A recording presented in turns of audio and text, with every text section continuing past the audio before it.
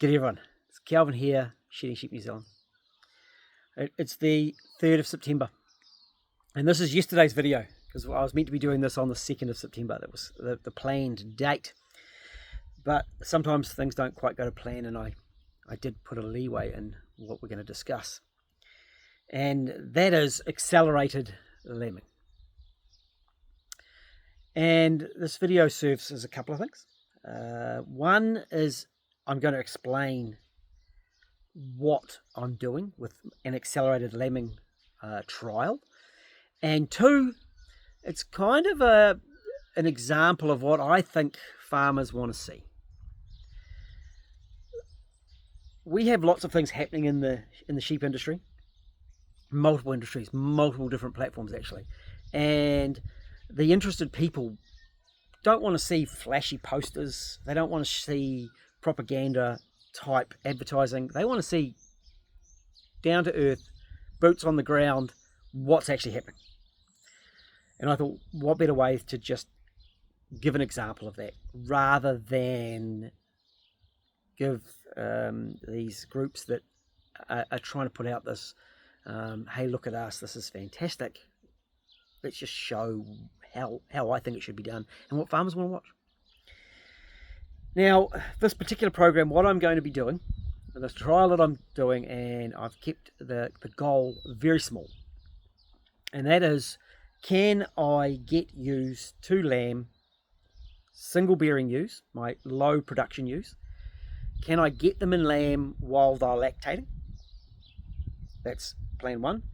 Or two, as a backup plan, can I get them a non-polyestrous ewe or a non-aseasonal ewe, seasonal breeding ewe, in lamb directly after weaning? I really like polyestrous sheep, and I think they've got a lot of benefit, especially for small operations, and allowing some flexibility in lambing, even if you're seasonally lambing,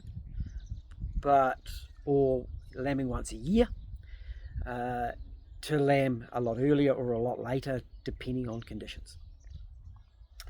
And I took a long time to think about this, and I thought, well, why breed a sheep like that? How about I just give them a little bit of encouragement? I pop a CIDR in. So a CIDR is a controlled internal drug release device. Chop one of them in and see if my low production ewes can get in lamb. That is the extent of the trial. That, for me, that is the goal. Okay, and of course that does open up a whole lot of other discussions that we could have on this particular topic, and I'm sure they're going to come along. And at this point, I didn't come up with this as a new idea. There are other people who have done such things. It took a while for me to find them, and this was part of the problem that I have is, even though people have done this, there's very little information out there about it. Now, I did find some information on the STAR breeding program, and I will put a link in the description about that. It's an overseas lambing system, accelerated lambing, to give consistent lambs production throughout a year and to maximize the production out of those ewes. But when I started talking about this to some trusted friends, and I got a little bit deeper, I did find some people who have done such a trial. And I'm going to thank the people who have contributed to this program and to this trial and given me some advice. It's been be very cautious of what you're doing, through to yes, let's do it, to hey, I've done it, to hey, we're doing it. And we've done it and it didn't work as ideally as we would have liked. So there's been quite a range. I'm not going to say who those people are at this point in time. If they wish to be publicly identified, and I will acknowledge their contribution to what I've done. Because it's just going to be me talking, I'm actually going to lay some footage of my ewes and what's going on just over the top of this, save me just standing in front of a camera talking. Now the idea is I take the likes of number 4, big fat ewe, who's only ever had singles, 4 lambs in 4 years, all a single, and they're only average when they're weaned. Last year was 1 gram below average growth rates. Number 6, again, 4 lambs in 4 years. She missed a year because I had toxoplasmosis, so I did give her a little bit of forgiveness there. She has had a set of twins last year, but she's gone back to just rearing a single this year. Ewes are in good health, good condition, and they are rearing okay lambs. Not the best lambs out there, but they're rearing okay lambs. I then drop back into my 3-year-old selection. We've got 2 lambs in 3 years. Didn't lamb as a hogget. And we've got 3 lambs in 3 years.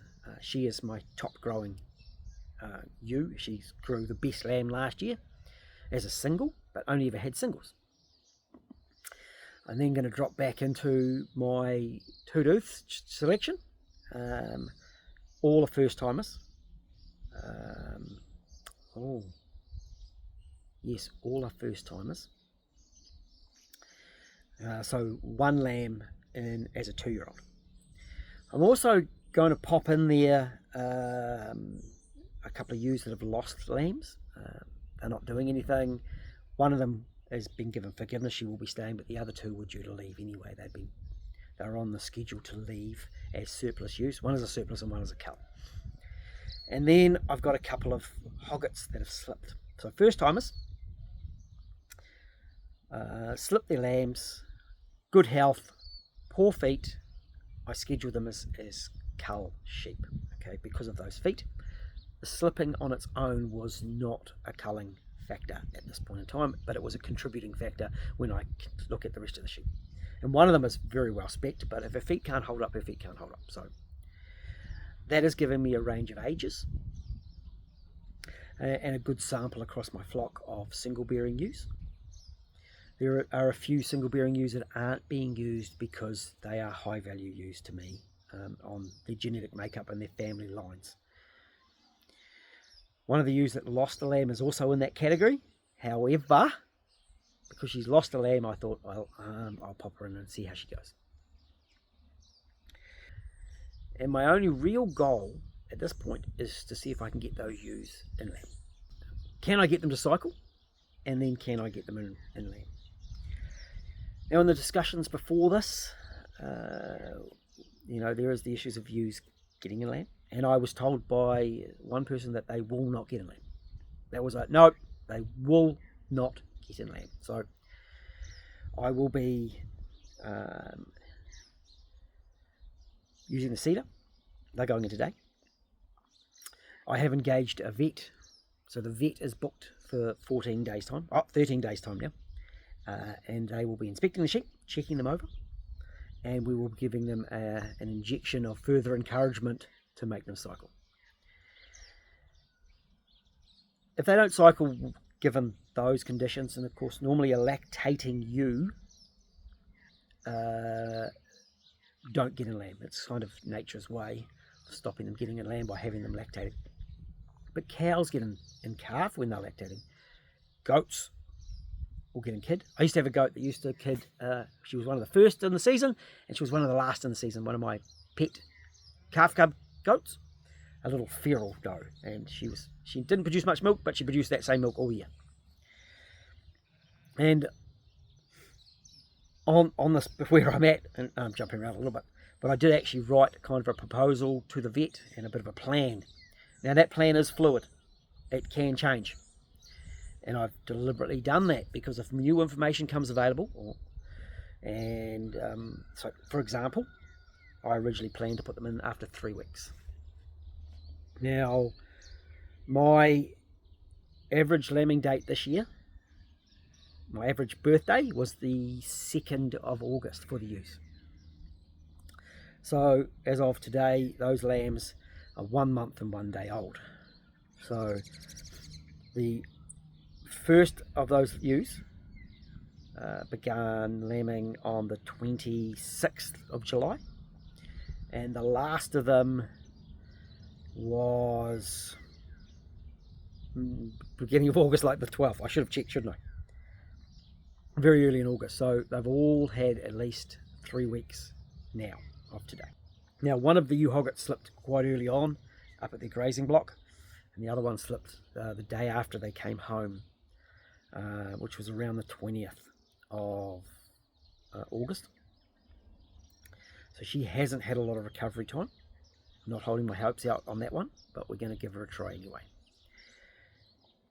The basic process next, and the biggest issue that was faced by people who have done this in the past, and of course we don't know these people that have done this in the past until you start asking the questions.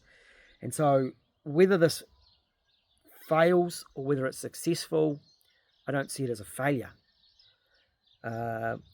Maybe I should say more so, if this has a positive outcome or a negative outcome, there's still some success in doing a video and letting other people know what has happened, what I found, and why I believe I didn't have a successful outcome. And so often this information just gets buried. And you know what? In my early planning stages, I was just going to bury it if it didn't work. If I wasn't successful, I was just going to bin it.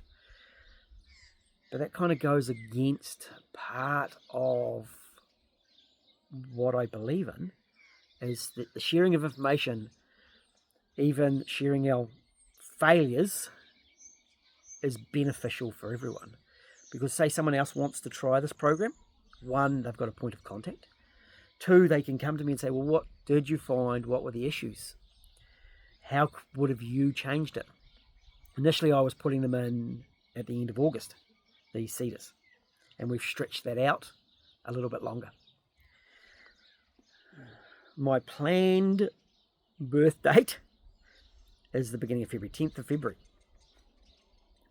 And that partly because that gives the ewes, if it is successful, if we do have a successful outcome, 10th of February, it allows me to cycle around some of those ewes, which I would like to keep and to move forward with. So there's quite fast cycles in there, though that isn't actually part of the goal, and I have prepared myself that if those ewes don't, that do lamb in that short succession, so I do get them in lamb, they do lamb in February, that I may not be able to repeat the process. I'm aware of that as a possible problem. And the other one that was the biggest hurdle for us, and I was a little surprised, was the potency of the rams. So it was pointed out to me that by someone else who did do this, and they were using AI techniques, that the issue that they had was finding the ram's semen wasn't of good enough quality. They were using AI. I'm going to be using my two big rams, Bruce and Minty. We'll be getting them onto the property in the next few days, and I'll be putting them right next to the ewes. Fingers crossed they don't fight and beat each other up and hurt each other. It's another risk we're going to take, and if that is an issue, then they will be separated. And ideally I'd like Bruce. Okay, he is the better of the rams, better lambs, better growth, all round a better animal. Though Minty is a really good second choice, and he produces really good maternal animals. And I've got some of his female offspring in my flock, and they perform quite well. I don't know how Bruce's are going to perform as adults because they're only just been born. Okay, so now that's a pretty good overview of what I've got planned. I'm not going to show putting the CIDRs in, and the reason I'm not showing that is because I'm not proficient at it. I'm a learner in that stage, so I think if people are learning things that are very technical like that, that it is best so that they learn from someone who's very proficient. So I'm going to tick along. I've got my lube, I've got my disinfectants, I've got my CIDRs, I've got my gloves because I don't want to be touching that stuff. I've got my records. I'm going to tie the ewes up and clean their back ends. I've got my clippers. I know they're shedding sheep, but if they've got dirty tails, I'm cutting that stuff off because I don't want to be working under dirty tails. And I'm going to do 2 at a time and insert those CIDRs. There's a few protocols. My dogs, wherever they are, little buggers. So there are going to be some protocols that I'm going to put in place of checking those ewes daily. If I need to bring them in to the yards and have a really good check and lift all tails, that the tail of the CIDR is still popped out, I'm going to do that. If If you need to lose them, then we're going to have to check paddocks to try and find them, because they're not good for dogs.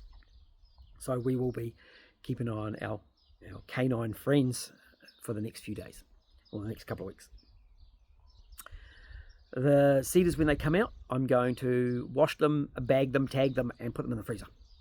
And that will be round 2 if I need to, because the sheep ones can be reused, the cow ones can't. Now, whilst my advisors and my friends that have helped me with this project haven't really been too worried about any possible ethical issues that may prop up, I do predict that some people may feel that what I'm doing isn't ideally ethical. Using drugs to produce pregnancy and manipulating nature. And I do kind of get that. But how do we make our sheep more productive? How do we make sheep farming more productive? Is this an option? Those are the discussions that we can have moving forward, and I'm quite willing to discuss those. And I do have some empathy for the people who feel that maybe we shouldn't be doing this. But at the same time, I think it's worth a trial to have the discussion and see if it is possible. And that's all I'm after. Remember, there is a whole lot more to it with regard to feeding, stocking rates, all those sorts of things, having lambs born at different times. But I think the possibility of having a more consistent lamb supply and spacing out work systems on properties, it may be an option. I've actually got a mate in the dairy industry, and he does something similar. He will, but not using CIDRs, but he mates his cows 4 times a year. So he calves 4 times a year. So the calving shed, or the calf shed, the calf rearing shed, has always got calves in it, and they're just flowing calves through. They don't get the big hit of calves in spring like a normal dairy farm would have. They are certainly spread out across the year. And the dry cows have a 0 feed budget. They just follow the main milking herd cleaning up. And it works incredibly well for them. And low production cows, there's no point getting a calf out of them. They just cycle through and maybe go 18 months before they're calved down instead of the normal yearly.